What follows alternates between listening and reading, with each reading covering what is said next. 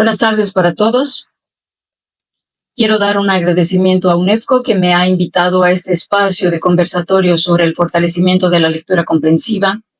Y yo quisiera hablar sobre estrategias didácticas de lectura asociadas con la tecnología y la era digital en el nivel primario. Voy a arrancar hablando sobre esta problemática actual que tenemos sobre la lectura en papel o la lectura en el mundo digital. Comenzaré diciendo que la lectura es una de las habilidades cognitivas que es más compleja en el ser humano, es lo más complejo que el ser humano ha podido desarrollar. Y aunque el cerebro no está naturalmente diseñado para leer, este cerebro ha logrado adaptarse mediante procesos de la plasticidad cerebral y ha podido integrar distintas áreas para decodificar símbolos y asignarles significados. Esta capacidad evolutiva se ha transformado con el tiempo, especialmente con la irrupción de la tecnología digital. Y esto ha influido en el desarrollo cognitivo, la atención y la comprensión de nuestros estudiantes. En nuestras aulas actuales, los estudiantes de la generación Z, que serían más o menos los universitarios, y la generación alfa, que son nuestros estudiantes, han adoptado este tipo de lectura que se llama la lectura hipertextual. Esta lectura permite navegar a través de múltiples enlaces y fuentes de información y se adapta a la velocidad y la interactividad de esta era. Pero el leer de esta manera puede afectar la capacidad de concentración y de comprensión profunda. Una investigadora muy renombrada llamada Marianne Wolf, en un libro muy bonito que se llama Cerebro vuelve a casa, advierte que esta fragmentación en la lectura digital fomenta una menor retención de la información y un procesamiento más superficial de la misma. Entonces, Wolf distingue entre la lectura profunda y la lectura superficial. La primera, la lectura profunda, parece permitir una inmersión reflexiva y activa las regiones del hipocampo esenciales para la memoria a largo plazo. Pero la lectura digital, en contraste con la lectura profunda, favorece más bien estos procesos rápidos de procesamiento que se almacenan en la memoria a corto plazo. Por ejemplo, cuando usted tiene que recordar un número de teléfono y un nombre, los memoriza en ese momento, marca el número de teléfono, dice el nombre, y luego esa información dentro de una hora podría ya no existir, porque solamente ha existido por un momento en su memoria de trabajo. Y esto propicia un olvido más rápido, y es lo que pasa cuando los estudiantes leen en las redes, ¿no? En el mundo digital. Parece que la memoria a corto plazo no deja hacer una lectura más profunda. Pero ¿cómo pasa esto?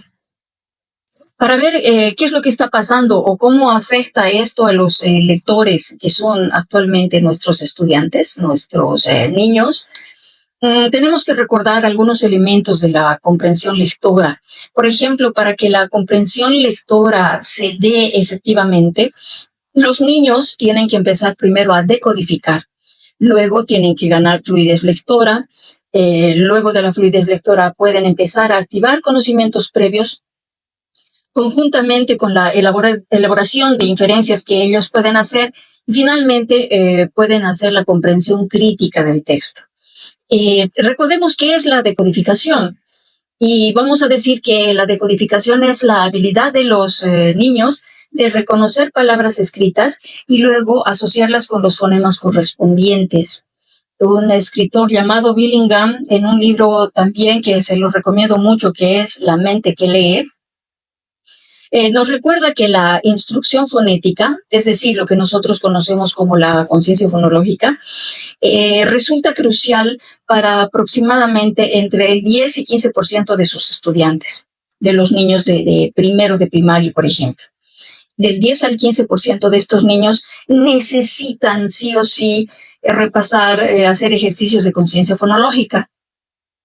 El 60-70%, el restante de los niños, se va a beneficiar mucho de esta ejercitación. Y diremos que un 15% restante va a lograr aprender a leer y escribir sin dificultad adicional.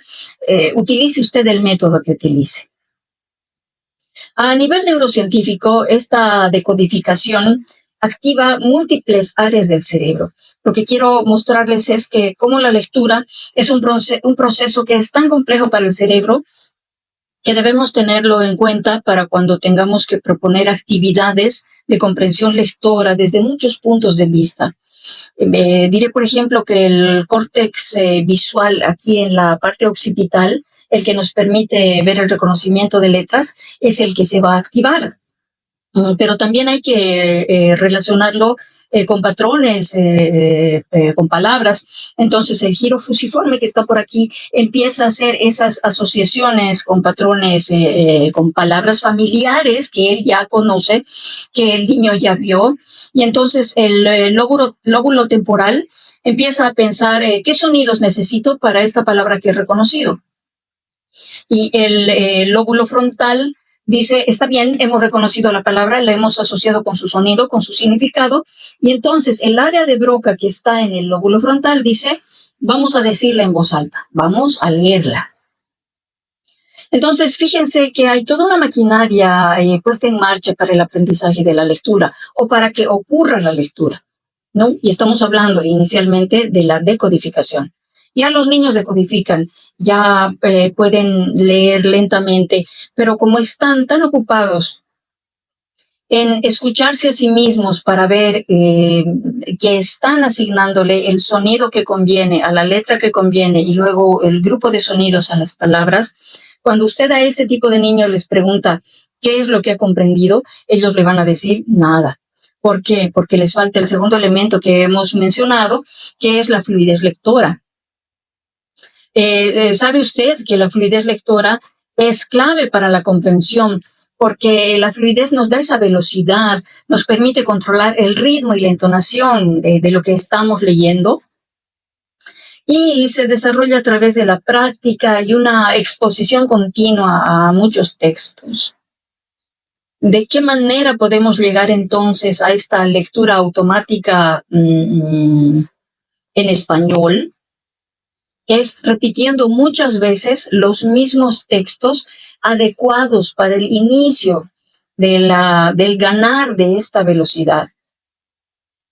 Cuando ellos lean muchas veces las mismas palabras en ciertos contextos, ya luego ellos no tienen que leer toda la palabra completa, la pueden adivinar, aunque la palabra sea un poco larga, como por ejemplo transporte o archienemigo.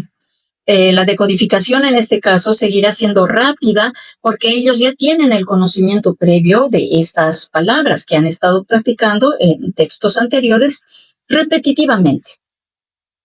Entonces, estas palabras ya entran en el conocimiento previo del lector y tenemos que acordarnos cuando hablamos de conocimiento previo de qué estamos hablando. Recuerde usted lo que es el conocimiento previo, siempre utilizamos los conocimientos previos de los niños. ¿Y qué son los conocimientos previos de los niños? El conocimiento previo de un estudiante, de un niño, permite conectar la información nueva con una información que ya existe en el hipocampo, que ya existe en la memoria a largo plazo, ya vive en él, ya se acuerda, ya la puede evocar. Y esto va a facilitar la comprensión. Billingham destaca que esta comprensión lectora va a depender en gran medida de esa interacción que nosotros tengamos con los niños y los textos. ¿Cuántas veces le deja usted leer a su estudiante? ¿Cuánta diversidad de textos adecuados a su edad le da a sus niños? ¿No es cierto? Esto va a lograr que los conocimientos previos de estas personas, de estos niños, puedan reforzar, crecer y van a permitir lo que Wolff llama el reciclaje neuronal, que nosotros ya pensábamos de una manera. Pensábamos que, por ejemplo, la palabra papa significaba un tubérculo. Pero de repente leemos que el Papa que vive en Roma y los niños descubren con asombro que Papa también significa otra cosa. Y el cerebro lector empieza a reorganizar otra vez esa información en función a estas experiencias adquiridas que nosotros les damos. Y entonces le permite, cuando lea en el futuro textos más largos, le permite completar esos vacíos que el escritor deja. Déjeme darle un ejemplo. Vamos a leer. Le muestro la siguiente lectura cortita.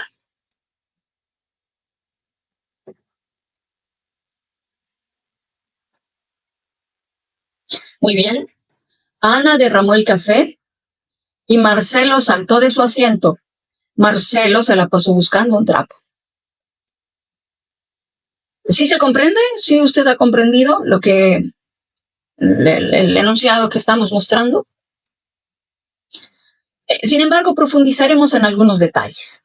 Que para comprender un texto escrito como el que le acabo de mostrar, es necesario que el lector pueda reconocer la relación causal, causa y efecto entre los eventos, y gracias a que puede reconocer la causa y efecto de los eventos que están ocurriendo en lo que el niño lee, en lo que el lector lee, va a empezar a hacer inferencias. Infiere del texto elementos que sus conocimientos previos le permiten. En este caso, el autor, el que ha escrito esta porción de texto, está omitiendo información clave. Por ejemplo, no está diciendo que el café caliente puede quemar o que el trapo se usa para limpiar superficies.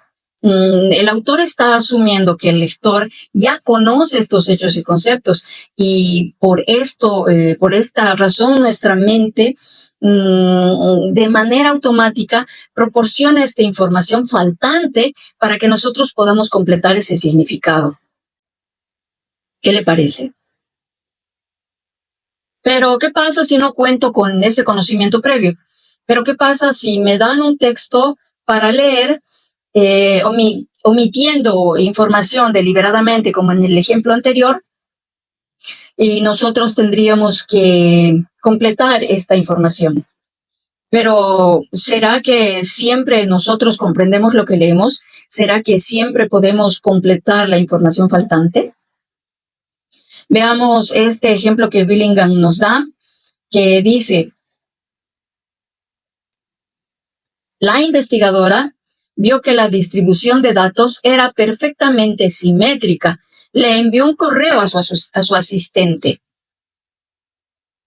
Bien, me imagino que usted cree que comprende exactamente lo que lee, pero veamos si es así. Como explica Billingham, en investigaciones reales, este es un ejemplo que yo he sacado de su libro, él dice que en investigaciones reales, las distribuciones de las que habla esta porción de texto rara vez son perfectamente simétricas. Entonces, ese es el primer elemento que tenemos. Cuando hablamos de ciencia y estamos mirando datos, las distribuciones raramente son simétricas. Entonces, ya nos indica que hay un problema con los datos. Además, sepa usted que los investigadores no ingresan los datos directamente. Esta tarea siempre corresponde a sus asistentes. Si usted, lector, no poseía o no posee ese conocimiento previo, no podrá hacer las inferencias adecuadas sobre la preocupación de la investigadora en el texto. Entonces, fíjese que el conocimiento previo que tengo muchas veces puede no ser suficiente.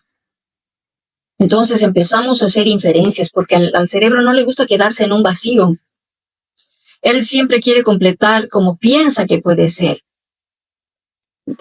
Aquí viene otro elemento importante entonces, que es la inferencia y el papel en la comprensión lectora. Hablamos mucho de inferencia, siempre nos hacen ejercitar, sobre todo en la primaria, que los niños puedan responder preguntas del nivel literal, inferencial y valorativo o crítico.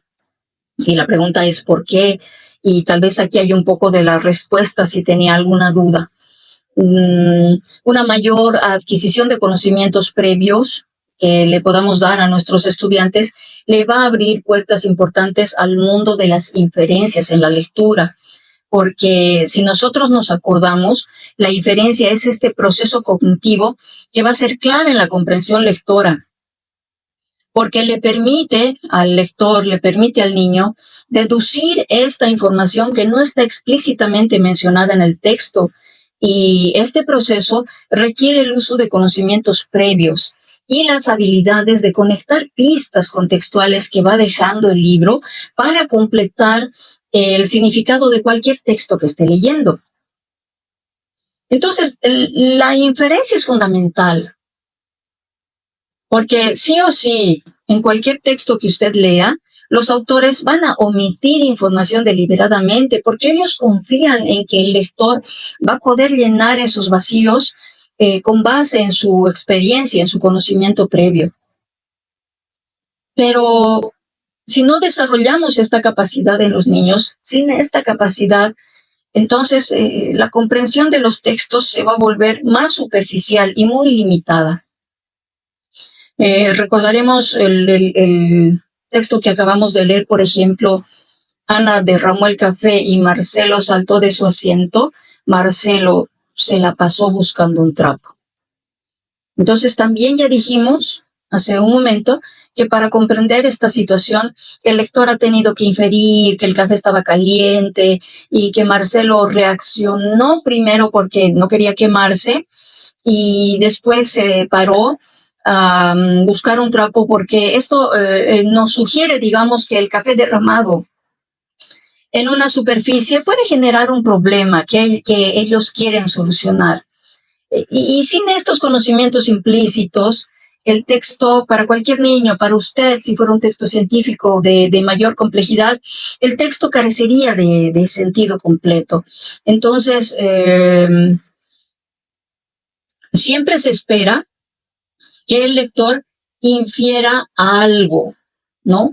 Algo que le complete la información, que le diga qué está pasando, que le ayude a distribuir los datos otra vez durante la lectura para captar perfectamente la realidad o para comprender exactamente lo que el autor nos quiere dar a conocer.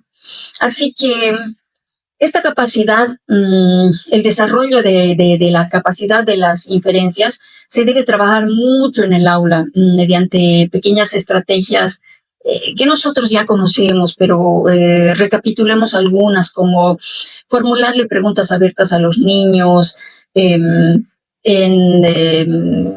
darle textos incompletos para que él rellene las partes que faltan, que practique esta lectura inferencial en distintos tipos de textos, de género literario, textos científicos, textos informativos, diferentes tipos de textos. Lo único que tenemos que cuidar mucho en primaria es que al iniciar nosotros la lectura no podemos partir con textos demasiado largos, para que los niños puedan ir haciendo las inferencias y puedan ir conectando, ¿no?, todo lo que con sus conocimientos previos. Si esto ocurre, llegamos al último punto importante de la lectura comprensiva, que es la comprensión crítica del texto. Y además, la comprensión crítica del texto nos va a permitir, como ustedes pueden leer ahí, el desarrollo de la empatía. ¿Por qué será importante también desarrollar la empatía? Es la comprensión crítica el nivel más profundo de la comprensión de un texto. Es un componente esencial para la metacognición de los estudiantes, para cuando ellos tienen que pensar qué están leyendo, cómo lo están leyendo, qué están comprendiendo. Si no comprenden lo que leen, volver un poco atrás, asegurarse de que están sacando inferencias correctas. Todos estos elementos le permiten al lector analizar la información de manera profunda. Pero no solo analiza la información de manera profunda, sino que empieza a contrastar perspectivas y desarrolla un pensamiento analítico. ¿Qué perspectivas? Las de sus conocimientos previos, las de su propio pensamiento, las de estar de acuerdo o no con lo que lee, las de criticar el texto, las de dudar de una información que viene en el texto.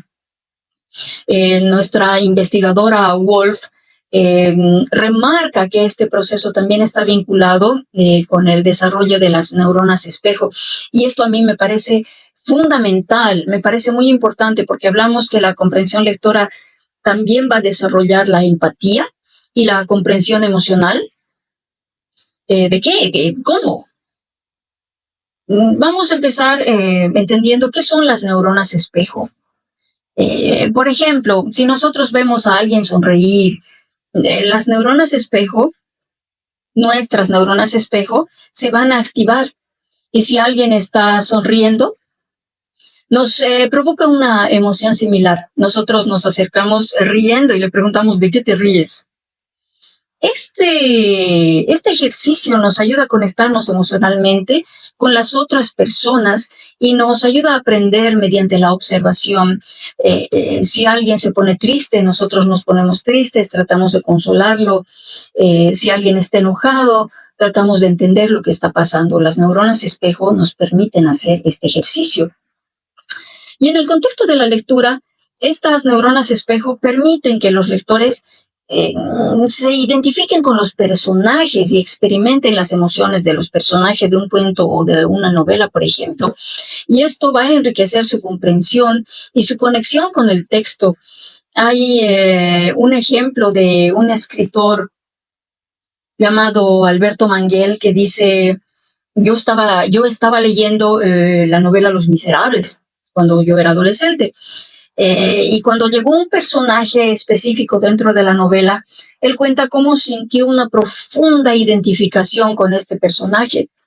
Y él decía, claro, yo al leer entendía su lucha, entendía todo por lo que él había pasado, y esto me hizo reflexionar sobre la justicia, sobre la compasión en el mundo, ¿no? Entonces, fíjense ustedes cómo este tipo de textos que normalmente son literarios le va a permitir al lector experimentar esas emociones desde la perspectiva de los personajes del libro que está leyendo, y esto va a fortalecer su capacidad para comprender posteriormente el mundo real. Estoy hablando del mundo, de su vida, desde diversos puntos de vista. La literatura de ficción, por tanto, no solamente es útil para la comprensión del lenguaje, sino también se va a convertir en una herramienta muy poderosa para el desarrollo de estas habilidades socioemocionales. ¿Y esto qué? ¿Y esto cómo ayuda?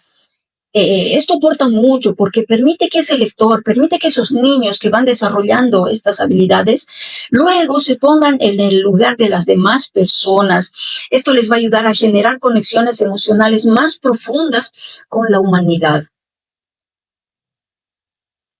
Como verán, este repaso de los elementos de lo que significa la comprensión lectora era necesario para comprender qué está pasando actualmente en el mundo de la lectura digital.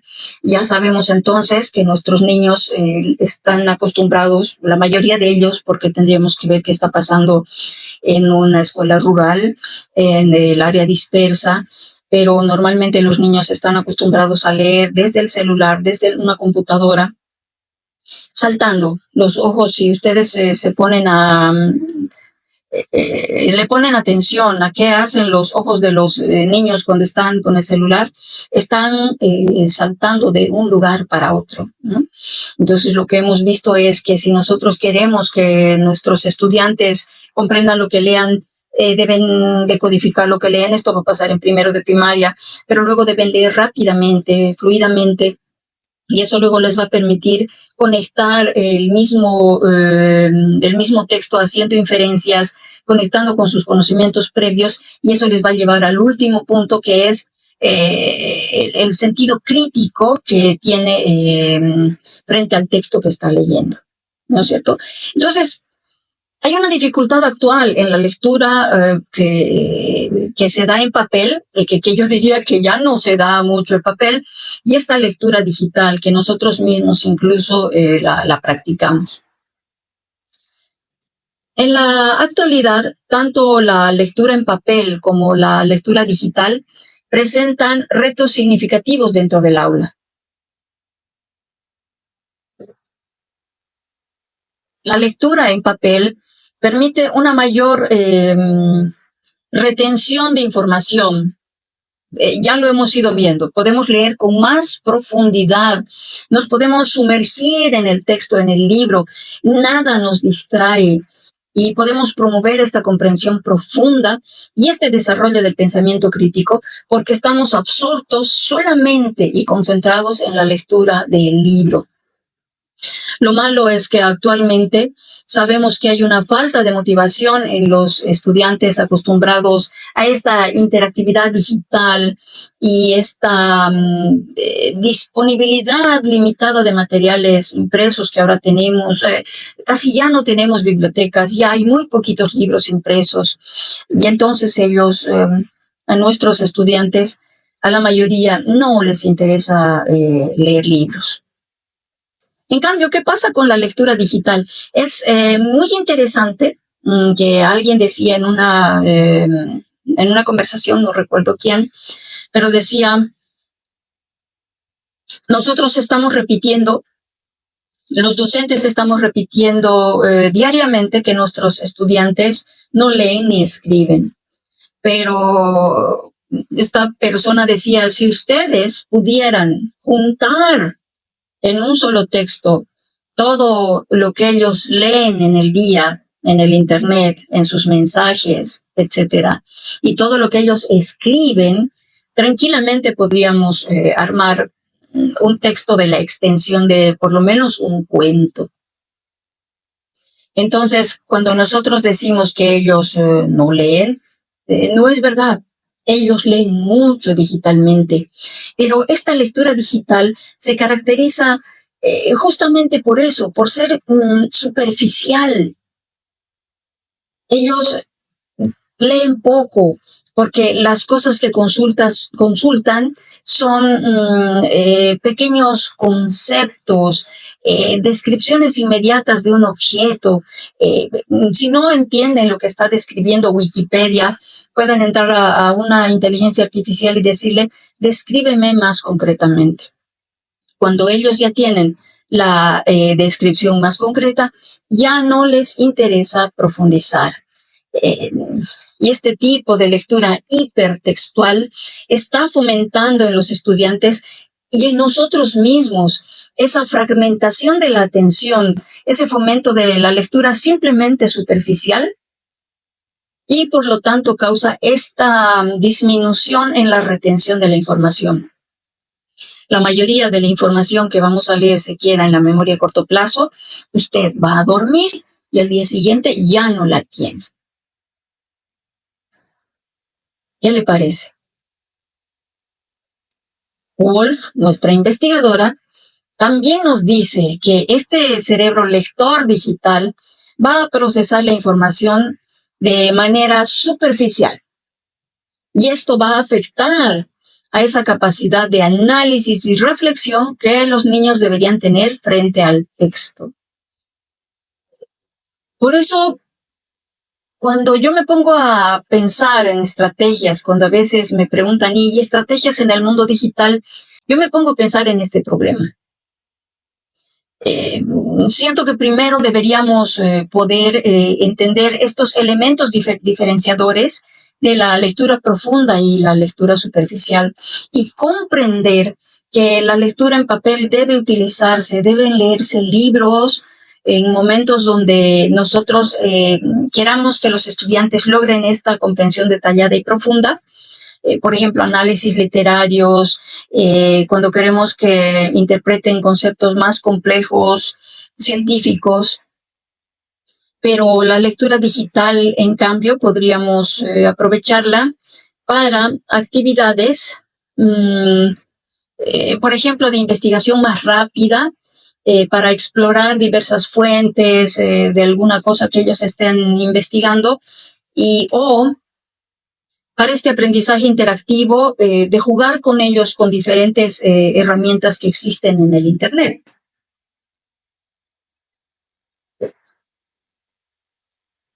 Por ello, las estrategias de comprensión lectora dentro del mundo digital Yo digo que deberían especializarse según el contexto y el propósito de la lectura. Por ejemplo, podrían en lecturas cortas como en escrituras cortas, que serían armar pequeños foros de discusión, armar pequeños mapas conceptuales que sean interactivos, gamificar la lectura como vamos a ver más adelante, para que ellos puedan jugar respondiendo preguntas, concursos de quién adivina o quién sabe las respuestas con respecto de cierta información, etcétera, etcétera. De esta manera podríamos equilibrar el uso de la lectura en papel y la lectura digital. Hasta aquí, entonces, lo que yo quiero decir es que yo no estoy de acuerdo que la lectura digital, por todo lo que las investigaciones están demostrando, que la lectura digital no gobierne las aulas. De hecho, en muchos países en Europa las están quitando, están volviendo al libro impreso y a la escritura caligráfica, porque se han dado cuenta justamente de este proceso que hace el cerebro que no favorece a la lectura comprensiva profunda. Lean libros, lean cuentos, lean textos, los libros de texto, esos fragmentos pequeñitos de la descripción de los animales de granja, y vuélvanlo a leer varias veces hasta que ellos ganen fluidez lectora. Y mientras están ganando la fluidez lectora, no hagan preguntas, porque la tarea al ganar la fluidez lectora, la tarea de nuestros niños es ganar esa velocidad. Después ya vamos a ver si comprenden lo que leen, ¿no? Así que, bueno, a estas alturas, la gran pregunta de todos los tiempos entonces sería, ¿cuáles estrategias entonces podemos utilizar? ¿Dónde están esas estrategias y cómo se las puede implementar? Vamos a volver a recordar o a mencionar lo que dice Billingham. Él es incisivo cuando dice, miren, si yo tuviera que elegir, si me preguntan a mí, entre leer mucho contenido o leer o enseñarles estrategias de lectura, de comprensión lectora, él dice que nosotros deberíamos optar por los contenidos, pero siempre abordando con algunas estrategias de lectura sencillas. Quiere decir, lean mucho contenido, pero no esa forma de lean contenido, ahora, ¿qué han comprendido? ¿No?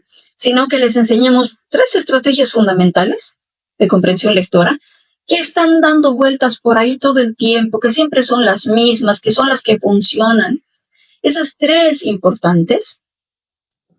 Y luego hacerle leer mucho, mucho, mucho, mucho, cosas que le motiven, cosas que le interesen, cosas que yo me dé cuenta que ellos están comprendiendo lo que significan, que el vocabulario lo están asimilando, que lo utilizan luego para sus conocimientos previos en otras lecturas o en otras conversaciones. Entonces, este autor apoya esta idea de incrementar los conocimientos previos y dominar solamente algunas estrategias claves, porque el contenido de la lectura resulta ser más importante que las estrategias de lectura en sí. Quiero decir que en lugar de enseñar estrategias de comprensión lectora aisladas, la estrategia de comprensión de las preguntas, el juego de muchas estrategias, es preferible darle a los niños contenidos significativos que ayuden a ampliar sus conocimientos previos. Resumamos entonces hasta aquí. Para asegurar una aplicación efectiva de estrategias de comprensión lectora, recordemos lo siguiente. Debemos asignar momentos específicos para cada tipo de lectura y según el objetivo de aprendizaje que tengamos. La segunda cuestión importante es que debemos fomentar la metacognición. ¿Cómo estoy comprendiendo lo que leo? ¿Qué cosas nuevas he aprendido? ¿Qué estrategia me ha servido para entender esto que acabo de leer? Les vamos a pedir a nuestros niños que reflexionen sobre su propio proceso de lectura y el tipo de comprensión que ellos han podido alcanzar. Y la tercera tiene que ver con que nosotros utilicemos estas metodologías activas. Y si a mí me dicen dónde entran las estrategias de la comprensión lectora digital, para mí es aquí, en este tercer punto. Todas las estrategias metodológicas activas que usted pueda utilizar como juegos, como quiz, carreras para la comprensión lectora. Ya le voy a mostrar algunas cositas para que usted pueda ver que estas metodologías activas deberíamos jugarlas para el procesamiento de la comprensión lectora, pero no para que ellos empiecen la lectura profunda. Hay diferentes estrategias, como le digo, que se pueden hacer a nivel digital y en papel, pero quiero mostrarle, antes de enumerar algunas estrategias, algunas experiencias que estamos teniendo últimamente utilizando la tecnología, las inteligencias artificiales, las herramientas digitales para estos fines, y quiero que vean las cosas que se pueden hacer. Entonces, espérenme un momentito. Voy a mover un momentito la cámara. Muy bien. Ahora vamos a empezar con ChatGPT. Les voy a mostrar lo siguiente. Teníamos un proyecto con niños que estaban rezagados en la lectura-escritura, y entonces hemos empezado con la lectura. La idea era que podamos imprimir cuentos con los nombres de cada uno de ellos, cuentos personalizados. Entonces le dijimos al ChatGPT que nos ayude con esta tarea. Le dijimos algo así: quiero un cuento corto y bonito para niños que tenga como personaje una niña de 8 años que ama a los gatos. Y se llama Rusena. Ay, está todo un lío ya. Igual nos va a entender. Vamos. Ahí está escribiendo el cuento. Rusena y el gato de la luna. Rusena era una niña de 8 años con el corazón lleno de amor por los gatos. Tenía 2 en casa, pero siempre soñaba con conocer más. Cada vez que veía un gatito en la calle, le hablaba con dulzura. Entonces, está terminando todavía, como verán, está todo a medias, está terminando de construir el cuento. Vamos a... ahí está. El cuento ya está listo, y antes de trasladarlo a Word, le voy a pedir que quiero que elabores un dibujo que ilustre el cuento de la niña Rusena. A veces no sale bien. Permítame, en estilo. Si nosotros somos más específicos con ChatGPT, nos va a dar cosas mejores. Esta opción es la opción gratis. Ahí está, nos está dando 2 opciones para elegir. Vamos a ver qué es lo que pasa. Mientras tanto, yo voy a copiar el cuento. Vamos ahí. Ahí lo voy a pasar a Word, porque la idea es que podamos imprimirlo. Ahí está. Como es, digamos, como para un primero de primaria, lo que necesito es que la letra sea por lo menos una letra número 13 para que sea un poco grande la misma y sea fácil de leer. Voy a poner más grande el título. Volvemos, no, aquí no. Volvemos a ChatGPT. Ahí están los dibujos. Digamos que me voy a quedar con este. Le voy a dar copiar para que pueda copiarlo en Word. Primero lo voy a llevar a Paint. Lo copio de aquí y lo voy a llevar a Word. A veces pasa que como tienen otro formato, así me parece más rápido. Podría hacerlo seguramente de otra manera, pero bueno. Ya tengo el cuento listo. Ahí está. Ya tengo el cuento listo. Me sobra un poquito, tal vez quiero subirlo, no sé si me va a permitir. La idea es que pudiera caber tal vez en una página. Si logro eso sería genial. Está bien, no necesito esto. Listo, ya lo tenemos en una página. Ahora lo voy a guardar. Vámonos a un EFCO, lo voy a guardar como Rusena y el gato de la luna, ya estaba haciendo algunas pruebas. Y también quiero guardarlo en formato, un EFCO, está bien aquí, en formato PDF, porque ¿qué hicimos? Estos PDFs les mandamos a los papás para que los niños puedan leer, los imprimimos y les mandamos a los papás. Y quiero que vean, una mamá nos mandó la reacción de su niño cuando leía el cuento que tenía el nombre suyo, sus edades, el lugar donde viven, el nombre de su hermano. Vean la reacción que tiene este niño que tenía problemas de lectura. Tía Alexia y Jair, aunque solo tenía 9 y 8. ¿Qué? Entonces, con esa emoción él empezó a leer y definitivamente ya no dejó más la lectura. Y ahora tiene un buen nivel lector y claro, ya pasó de curso. Otra posibilidad de utilizar las inteligencias artificiales para crear material es valerse de todo lo que hay en el Internet. Por ejemplo, como ven ustedes, le pueden pedir a algunas inteligencias artificiales que les creen los dibujos para un cuento que ustedes elaboren. Nosotros elaboramos, aquí para que vean acá, está subido en YouTube, ahí, fíjense, está subido en YouTube. Permítame. Y este cuento, han sido algunos cuentos que hemos creado, haciendo unas adaptaciones de algunos cuentos y poemas que ya existían. Lo que hemos cuidado es que estos cuentos ya hubieran vencido los derechos de autor. Y cuando vencen los derechos de autor de cualquier material, usted los puede modificar, los puede los puede subir en redes, no hay problema. Entonces vamos a ver qué hemos hecho aquí. Hemos hecho una adaptación al cuento del patito feo. Le hemos pedido a la inteligencia artificial que nos haga los dibujos. Y le he pedido a alguien con una voz que me gustaba mucho que lo lea. El patito que brillaba por dentro, por Rusena Rodríguez, adaptación del cuento El patito feo, narración Ninon Núñez.